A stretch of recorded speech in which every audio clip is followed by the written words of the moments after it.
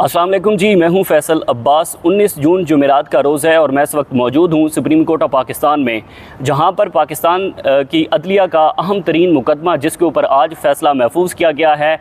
आज कमरा अदालत के अंदर क्या कुछ इंकशाफात हुए हैं और फिर इस्लामाबाद हाई कोर्ट के 5 दलेर जजेस जस्टिस मोहसिन अख्तर कियानी की सरबराही के अंदर जिन जजेस ने सुप्रीम कोर्ट ऑफ पाकिस्तान से रिजू कर रखा है, उनकी दरख्वास्त पर क्या फ़ैसला आने वाला है। आज का रोज़ इस हवाले से बड़ी अहमियत का हामिल है कि क्या कायम मकाम चीफ जस्टिस सरफराज डोगर साहब वापस लाहौर चले जाएंगे या फिर वो इस्लामाबाद हाई कोर्ट के ही जज रहेंगे। आया वो चीफ जस्टिस बनेंगे या फिर वो एक जो रेगुलर जज होते हैं वो बनेंगे, क्योंकि आज इस केस के ऊपर अहम तरीन फ़ैसला होने जा रहा है। और फैसले की तवक्कुआत क्या है, अदालत के अंदर क्या कुछ इंकशाफ हुआ है, ये आपके सामने इस वीडियो के अंदर मैं रखूँगा। लेकिन उससे पहले गुजारिश है कि कमेंट्स में अपना फीडबैक ज़रूर दीजिएगा। सबसे पहले आपको पता है कि जब अदलिया ने एग्जीक्यूटिव के सामने सरेंडर किया, तो अगर उन सरेंडर करने वाले जजेस में से सबसे पहले कोई बोला, अगर किसी ने जो है वो आवाज़ बुलंद की, तो वो इस्लामाबाद हाई कोर्ट के 5 जजेस से, और ये वो वाहिद 5 जजेस थे जिसके बाद अदलिया के अंदर एक उम्मीद पैदा हुई। और अदलिया के अंदर ये उम्मीद पैदा हुई कि भाई अपने मौक़िफ़ के ऊपर डट कर खड़े होना ही अपने आइन के साथ, अपने कानून के साथ और अपने हल्फ के साथ वफ़ादारी ही है।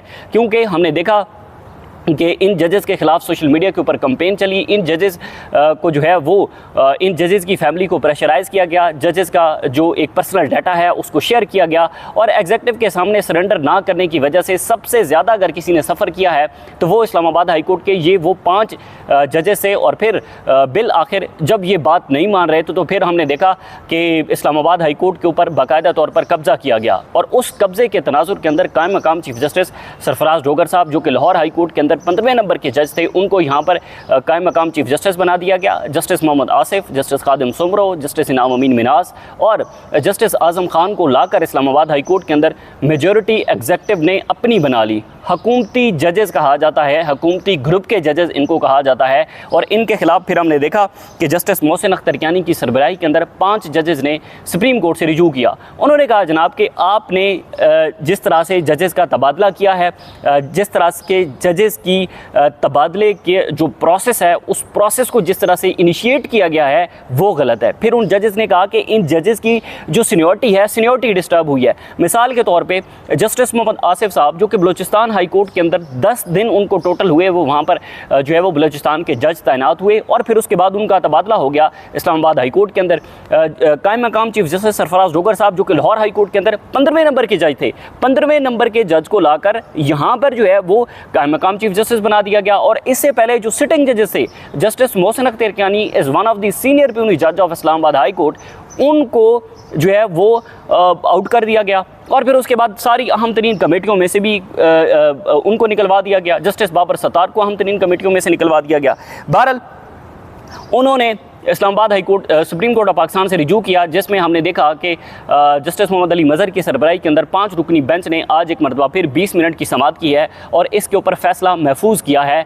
बेसिकली आज ही जो है वो फ़ैसला 2 बजे सुनाया जाना है, क्योंकि पहले अनाउंस किया गया कि फ़ैसला जो है वो थोड़ी देर के अंदर सुनाया जाएगा। 20 मिनट के अंदर जो इंकशाफ हुए हैं वो मैं आपके सामने रखता हूँ। फिर अदालती अमले ने हमें बताया कि फ़ैसला अब जो है वो सुनाया जाएगा 2 बजे। तो आज कमरे अदालत के अंदर सबसे पहले जो इदरीस हैं इमरान खान साहब के वकील, उन्होंने आज दलाइल देने थे। उन्होंने दलाइल दिए। उन्होंने कहा जनाब कि अदालत आइन के आर्टिकल की हम आहंगी तशरीह करे।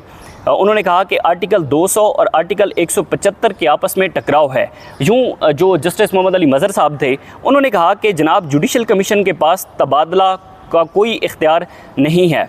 इदरीस अशरफ ने कहा कि खाली जज की सीट पर मुस्तकिल तबादला नहीं हो सकता, आप एडिशनल जजेस को ला सकते हैं। एडिशनल जजेस को लाकर आर्जी तौर पर जो जजेस होते हैं, आर्जी तौर पर जजेस को लाकर उनको वहाँ पर बिठाया जा सकता है, मुस्तकिल तबादला नहीं हो सकता, उन्होंने कहा।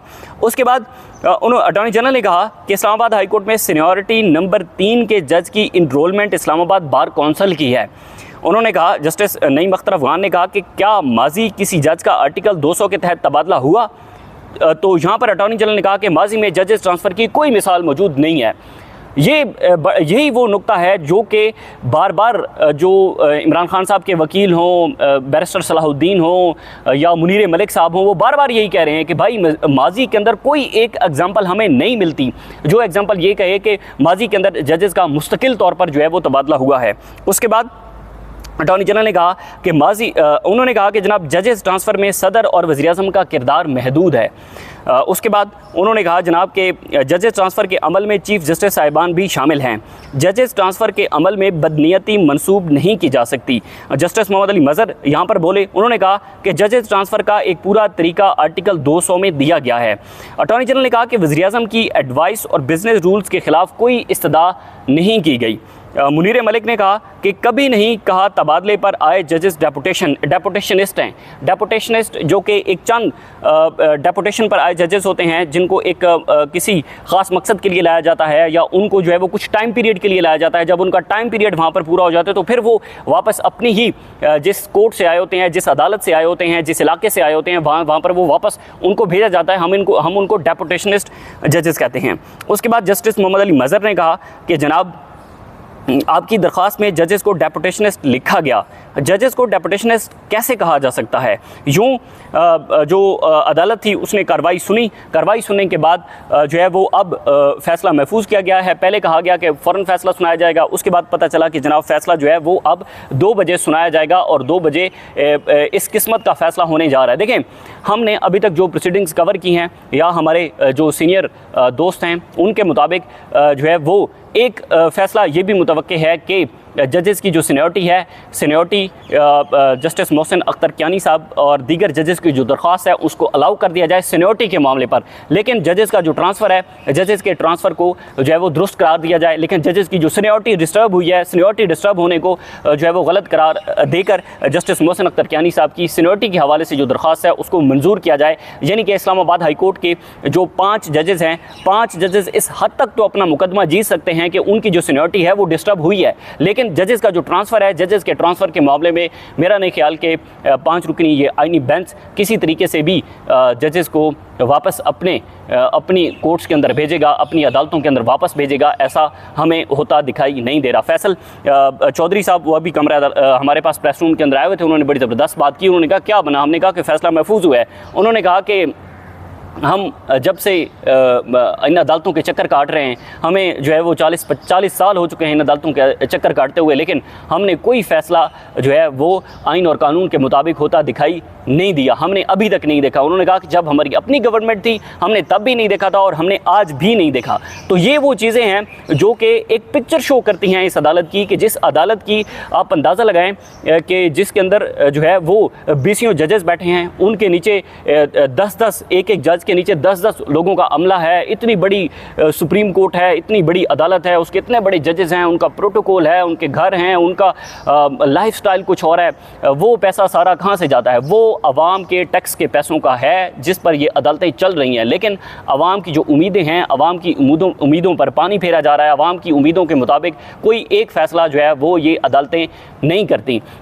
इसके अंदर अगर देखा जाए तो ये तो बात बिल्कुल वाज़ेह है कि इस्लामाबाद हाई कोर्ट के 5 जजेस अपने मौक़िफ़ के ऊपर डट कर खड़े हुए हैं। अब इनका मिसाल के तौर पर यहाँ पर जो सीनियरिटी है वो सीनियरिटी के हक़ में फ़ैसला आ भी जाता है, तो ख़बरें ये हैं कि फिर जो इस्लामाबाद हाई कोर्ट के पहले जो जज थे जस्टिस मियां गुल हसन औरंगज़ेब साहब, उनकी वापसी होगी इस्लामाबाद हाई कोर्ट के अंदर, और इस्लामाबाद हाई कोर्ट के अंदर उनको चीफ़ जस्टिस बनाया जाएगा। चीफ़ जस्टिस बनने के बाद फिर अगर 27वीं आईनी तरमीम आती है, जो कि पहले तो अदलिया मुकम्मल तौर पर फ़तह है, कोई ऐसी कोई गुंजाइश बाकी नहीं है कि जिसके अंदर अदलिया को फ़तह ना किया गया हो, लेकिन कहीं ना कहीं पर अगर अदलिया को कोई उम्मीद बाकी है तो उस उम्मीद को ख़त्म करने के लिए अब मखसूस नशिस्तों के केस के तनाजुर के अंदर 27वीं आईनी तरमीम आ रही है। और 27वीं आईनी तरमीम के तहत जो है वो अगर इस्लामाबाद हाई कोर्ट के अंदर एक आईनी बेंच बनता है तो ज़ाहिर है ज़्यादातर किरदार आईनी बेंच का होगा, और जस्टिस डॉगर को आईनी बेंच का सरबराह बना दिया जाएगा, और जस्टिस मियां गुल हसन औरंगज़ेब साहब वो इस्लामाबाद हाई कोर्ट के चीफ़ जस्टिस होंगे,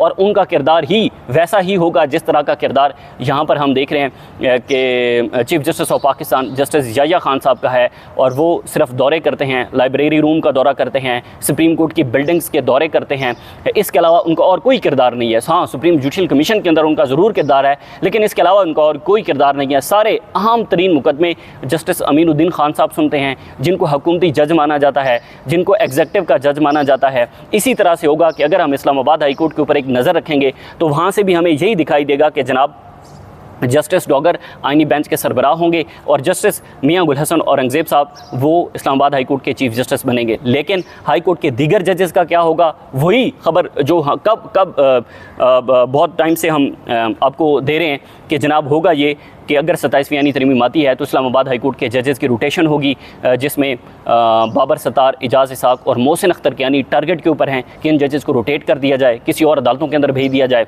लेकिन बड़ा हैरान कुन है, बड़ी तकलीफ़ दे बातें हैं। अब मैं चूँकि हम इन अदालतों को कवर करते हैं तो हमारी इन अदालतों के साथ बड़ी एफिलिएशन हो जाती है। हम रोज़ाना आते जाते हैं, हमारा ये दूसरा घर होता है, हम घर से ज़्यादा टाइम यहाँ पर स्पेंड करते हैं।